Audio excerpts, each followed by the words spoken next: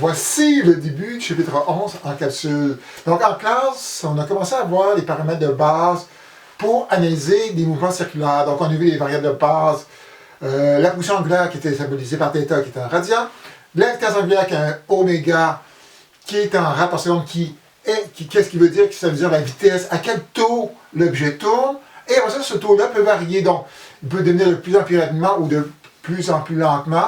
Donc, c'est ce qu'on appelle l'accélération angulaire tout court. Et on a vu que pour la vitesse et l'accélération angulaire, il y a une définition générale qu'on n'avait pas vue dans le chapitre 3, qui est à partir des dérivés, qui est vraiment la vraie définition.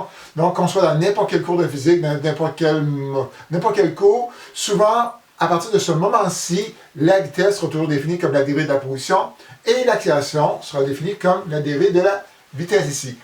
Donc là maintenant, on a fait des concepts généraux. Là, on va y aller avec j'aimerais prédire qu'est-ce qui arrive dans le temps pour un mouvement circulaire ici. Et nous, c'est des mouvements circulaires avec accélération angulaire constante. Donc, comme dans le 3, c'est accélération linéaire uniforme, donc des MRUA. Donc ici, c'est pas, on peut plus le dire un R parce que c'est pas rectiligne ici, mais des mouvements avec accélération angulaire constante ici. Donc, possiblement qu'il doit exister des équations symétriques pour résoudre ça. Donc ici, théoriquement, les équations dans le chapitre 3, on les avait trouvées à partir d'un graphique. Ici, dans le livre, je ne le montre pas, il va juste par correspondance, mais je vais vous ouvrir une parenthèse. Des fois, ça pourrait vous servir quelque part ici.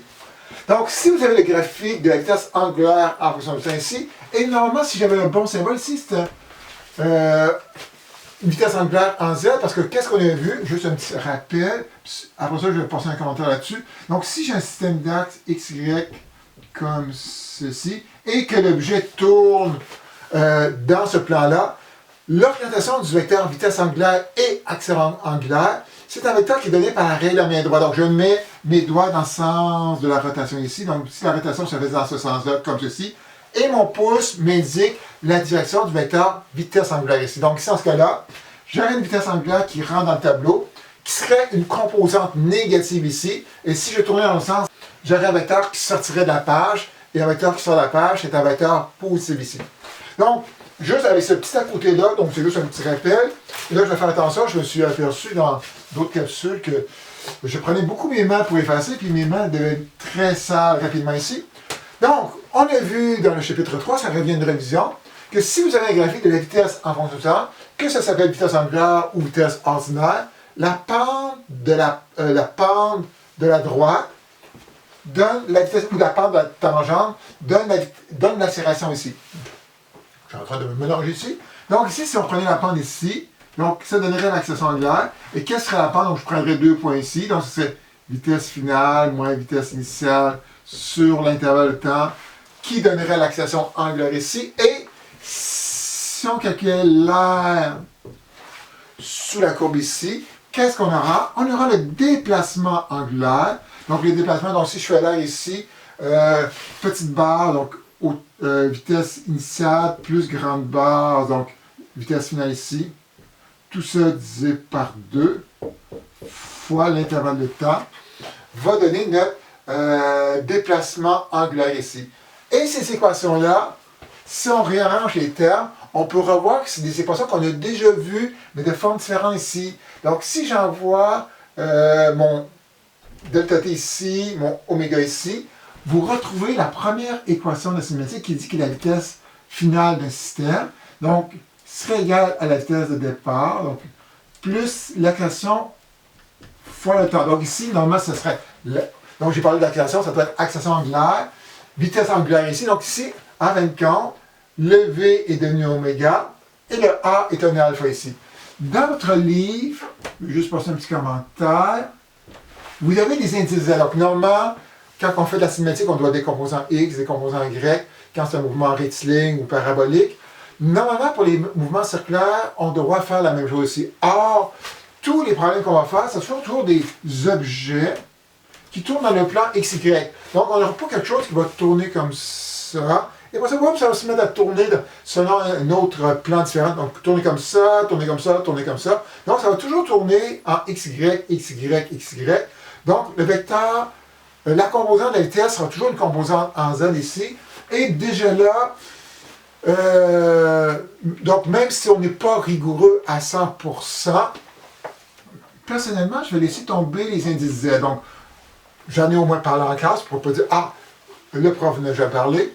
Mais au moins, j'en ai parlé ici. Mais pour juste simplifier la notation, on va laisser tomber les indices Z. Donc, quand vous allez voir les réponses à la fin de votre livre, il y a des petits Z qui apparaissent. Donc, c'est juste pour dire que c'est un vecteur qui entre ou qui sort de la page ici. Mais qu'est-ce qui est important, c'est les signes attribués ici. Donc, ceci, c'est notre première équation. Celle-là, si on la réarrange, j'en vois... Ah non, je pense que c'était comme ça ici, un petit peu différent. Donc, delta θ est égal à une demi-fois la vitesse de départ plus la vitesse finale fois le temps. Ceci, c'est l'équation numéro 1. Ceci, c'est l'équation numéro 2 ici. Dans l'équation, on veut dire, elle n'est pas tout à fait pareille à ce qu'on connaît. Donc, ici, notre delta θ, on pourrait le symboliser comme θ finale moins θ départ. Ici, je vais mettre des i pour des... Bon, même les telles parties à être hors norme, on va rester hors norme ici. Donc, dans votre livre, c'est des O pour origine ou temps 0 ici. Alors, je vais garder 0 ici pour que, au moins un petit bout qui soit ici. Après ça, on envoie ça de l'autre côté. Donc, ça ferait θ est égal à θ de départ plus tout le qui est ici. Donc, vitesse de départ plus vitesse finale fois le temps ici. Qui est en fin de compte l'équation numéro 4. Donc, c'était x est égal à x de départ plus une demi-fois vitesse de départ plus vitesse finale fois le temps. Donc, ici, vous allez voir que je vais faire une petite transgression par rapport aux équations qui sont dans votre livre. Donc, dans votre livre, c'est exprimé en fonction de θ finale et θ de départ ici. Qu'est-ce qui est important sur un cercle, ou quand que je tourne ici, c'est pas nécessairement savoir le départ et la fin. Donc, on part d'une certaine position ici, on termine à une certaine position ici, on fait un certain déplacement angulaire ici. Or, ce déplacement angulaire-là qu'on a fait, donc ici, il faudrait dessiner ma pointe de tarte comme ceci, ça aurait pu être une autre pointe de tarte. Donc, j'aurais pu choisir un autre point de départ. J'aurais pu dire, ah, ça, c'est mon point de départ, puis ça, c'est mon point final. Puis quand je dessine la pointe de tarte, c'est exactement la même pointe de tarte ici. Donc, déterminer une position de départ, c'est pas nécessairement un enjeu qui est important. Donc, ici, quelqu'un va dire, OK, je suis parti à 2 radians, j'ai terminé à 5 radians, c'est correct, mais on pourrait dire que sur notre disque, quelque part, il y a un déplacement angulaire de 3 radians. Ici, il y a 3 radians. Ici, il y a 3 radians. Donc, il y a une infinité de possibilités pour avoir le 3 radians. Donc, moi, je vais plus user le déplacement angulaire comme variable pour analyser le système au lieu de position de départ et position initiale angulaire ici. Donc, ça va être un petit peu plus simple ici. Après ça, pour les autres équations, ça va être la même chose. Donc ici, il y avait celle avec dt carré. Elle disait que c'était x moins xo. X est égal à xo et la suite. Donc le xo, j'en ai de l'autre côté, donc ça faisait un delta x. Donc ici, ça serait plutôt un delta θ qu'on va avoir. Donc delta θ serait égal à la vitesse de départ fois le temps, plus une demi-fois l'accélération fois l'intervalle de temps au carré ici. Donc on a notre fameuse équation quadratique qui apparaît ici. Et il y a celle avec les vitesses au carré. Donc, c'est les vitesses finales. Donc, c'est-à-dire que le V va devenir un oméga. Donc, oméga final. Donc, on ne met pas de F pour final ici. Est égal à oméga de départ au carré. Plus 2 fois l'accélération angulaire fois delta θ ici. Delta θ. Oh, parfait. Delta θ ici. Donc, c'est les mêmes équations. Les principes seront exactement les mêmes. Donc, on va décortiquer le problème. Donc, pour résoudre un problème, ça prend 2 inconnus au moins. Donc, si vous avez 2 inconnus au moins, il y aura une équation qui va fonctionner ici. Et la seule chose à faire attention, une des seules choses, c'est peut-être au signe par la suite. Donc, on prend une petite pause et je reviens pour un problème. Donc, on va faire un exemple de cinématique de rotation où on doit appliquer les équations cinématiques. Et dans le chapitre 3, j'avais fait plusieurs problèmes. Ici, le nombre de problèmes est super limité ici. Donc, il n'y aura jamais de compétition de 2 roues qui roulent ensemble. Il n'y a pas une roue qui va partir avant, puis une autre roue qui va partir après. Généralement, les objets qu'on va analyser, c'est juste un objet qui tourne. Puis là, ça simplifie beaucoup les cas possibles et imaginables ici. Donc ici, vous avez un exemple classique. Donc, vous avez une roue qui part du repos, qui atteint sa vitesse angulaire maximale de 300 tours par minute en 8 secondes ici. On demande de trouver l'accélération angulaire entre 0 et 8 secondes et combien de tours la roue a fait en 8 secondes ici. Donc, la méthode d'analyse est théoriquement la même. Première étape, c'est normalement d'illustrer la situation ici. Or, ici, illustrer la situation, qu'est-ce que vous allez illustrer à chaque fois? Bon, c'est un objet qui tourne. Bon. Est-ce que ça va donner quelque chose? Peut-être que oui, peut-être que non. Il y a certaines personnes qui vont peut-être voir des choses, mais ici, il n'y a pas grand-chose d'intéressant ici. Or, quelque chose qui n'est peut-être pas dit, qu'on n'a pas fait dans le chapitre 3, mais qui pourrait peut-être aider certaines personnes dans l'illustration, peut-être tracer le graphique de la vitesse en fonction du temps, la vitesse angulaire, ça pourrait être utile pour comprendre qu'est-ce qui arrive dans le problème ici. Donc ici, on va tracer ce fameux graphique-là, donc le temps, la vitesse angulaire. Normalement, je vais mettre un Z, comme j'ai dit, bon, c'est le composant qui sort ou qui rentre du tableau ici. Et ici, il y a un petit problème. C'est pas un gros problème. On ne précise pas le sens de rotation de l'objet. Est-ce qu'il tourne horaire ou anti-horaire? Pourquoi ce sera important?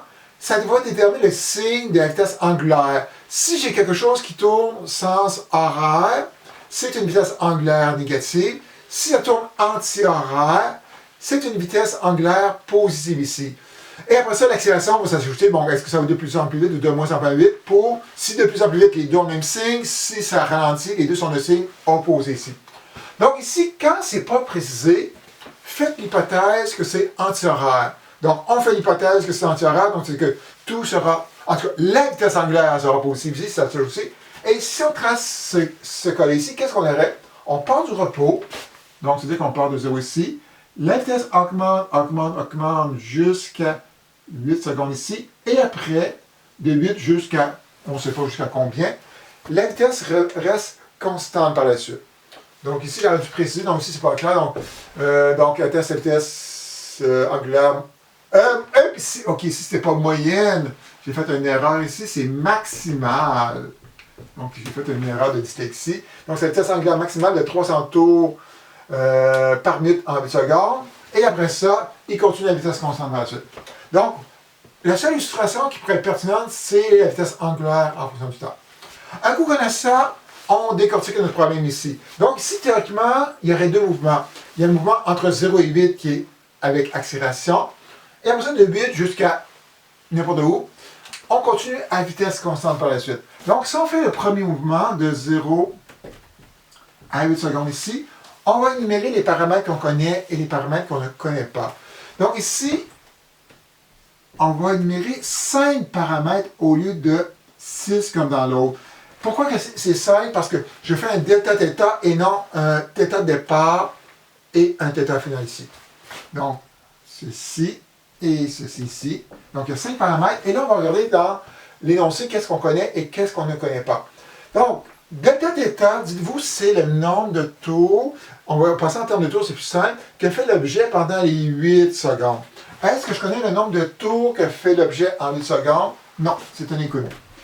Est-ce que vous connaissez la vitesse de rotation au départ? On dit qu'initialement, ça part du repos, donc ce 0 ici, c'est parfait.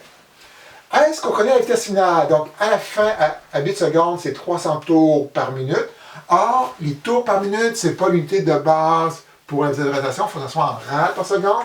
Donc, c'est ici, il va falloir convertir les 300 tours par minute en rad par seconde ici. Donc, comme j'ai tour en haut, ça va venir tour en bas ici. Dans un tour, il y a 2 pi radians. Donc, on peut convertir maintenant les tours en rad. Et les minutes, donc j'ai une minute en bas. Il faut que j'ai une minute en haut ici. Donc, dans une minute, il y a 60 secondes ici. Donc, je dois multiplier par 2 pi et diviser par 60 pour trouver la vitesse de rotation en rad par seconde ici.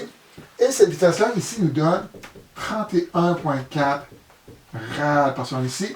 L'accélération angulaire, on ne la connaît pas.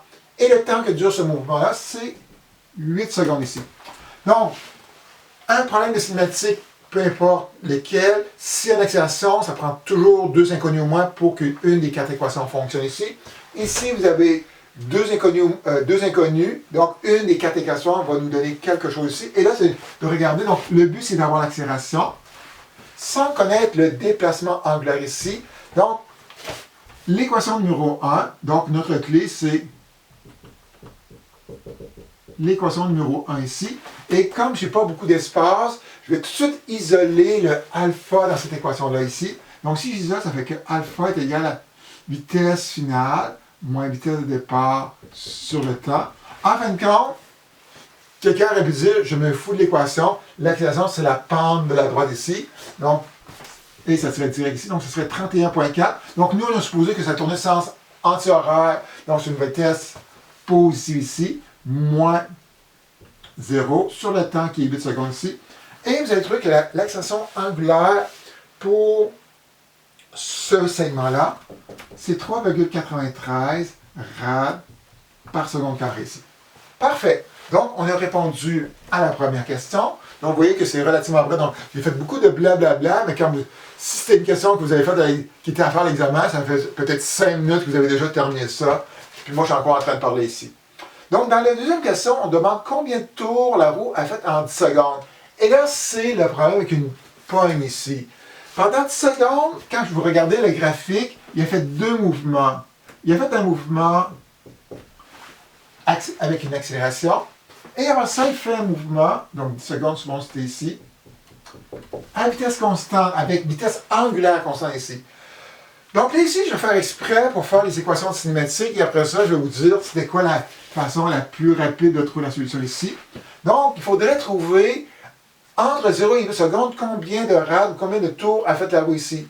Donc, comme on connaît tout, on peut prendre n'importe quelle équation ici pour trouver la solution ici. Donc, je vais prendre l'équation 2 ici. Donc, si on prend l'équation numéro 2, donc delta θ serait égal ici, donc vitesse de départ qui est 0 fois 8, plus une demi-fois, 3,93 fois 8 au carré ici. Vous obtenez pour les 8 premières secondes un nombre de radians de 126 radians ici. Or, il y a un deuxième mouvement qui se fait ici, et là, je vais effacer des choses ici pour que ce soit, parce que là, c'est vraiment l'espace qui manque. Donc, on va regarder maintenant qu'est-ce qui se passe de 8 à 10 secondes ici. Donc, on va réénumérer nos paramètres. Donc, est-ce qu'on connaît le nombre? Parce que ça, normalement, c'est des radians, mais si vous pensez en termes de tours, vous allez plus le voir. Dans ces 2 secondes-là, est-ce que je connais le nombre de tours? Non, c'est ça que je vais avoir. Est-ce que je connais la vitesse de départ? Oui, là, maintenant, je suis à la vitesse constante, donc je suis à 31,4 ici, rad par seconde. Vitesse finale, c'est 31,4 rad par seconde ici. L'accélération, c'est 0. Et l'intervalle de temps, c'est 2 secondes ici. Donc là, maintenant, j'ai juste un paramètre de connu. Donc, je pourrais reprendre la même équation ici. Donc, je vais appeler ça segment 1, segment 2 ici. Donc, je reprends la même équation. Donc, la vitesse de départ, c'est 31,4. Le temps, c'est 2 secondes. Et là, plus une demi fois 0 fois 2 au carré. Donc, vous avez trouvé que pour le deuxième segment, le déplacement angulaire est de 62,8 rad ici. Et si je vais avoir le déplacement total, c'est ça le but. Donc, le déplacement total ici, c'est la somme des deux déplacements. Donc, ici, normalement, je vais marquer delta T. Bon, je vais marquer. Parce que normalement, donc, c'est pas parce que j'ai un tableau qui est petit, il faudrait que je coupe des étapes ici. Donc, qu'est-ce que ça sera? Ça sera 126 plus 62,8 ici, qui va donner 189 radians. Or, ici, est-ce que je réponds à la question? Non. Normalement, on pourrait laisser ça en radians. Et là, comme c'est un plus, ça veut dire que c'est un nombre de radians qui a été fait sens anti-horaire. Anti-horaire, ça veut dire comme ceci. Ah ben, parce que là, moi, je me vois dans un écran, puis c'est comme je faisais dans le sens inverse, en tout cas. Donc, ici, il va falloir convertir les tours en radians. Donc, on sait que un tour donne du pi rad. Donc, si vous avez 189 tours ici, 189 rad ici, excusez, ça va plutôt ici. Combien de tours que vous avez fait ici? Donc, ici, c'est un produit posé. Donc, 189 fois 1 divisé par 2 pi ici. Et votre déplacement en tours serait égal à quoi? Ça serait égal à 30 tours. Donc, si je ne me suis pas trompé dans mon calcul ici. Or, ici, je vais juste ouvrir une parenthèse pour le B. Le B aurait pu se faire vraiment de façon extrêmement simple.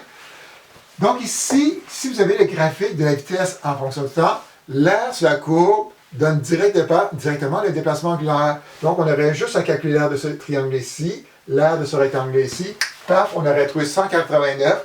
On divise par 2 pi et on aurait trouvé notre 30 tours ici. Et voilà, ça termine la capsule sur les équations cinématiques. Donc, vous allez voir que c'est pas très compliqué. Puis les problèmes, il n'y a pas une tonne de problèmes qu'on peut faire. C'est vraiment extrêmement limité comme problème. Puis là, je suis en train de faire la capsule. Puis là, il faut que je conçois un mini-test là-dessus. Puis j'ai de la misère à trouver une question qui va être intéressante et de votre niveau pour cette personne-ci. Donc, on se revoit sur la prochaine capsule.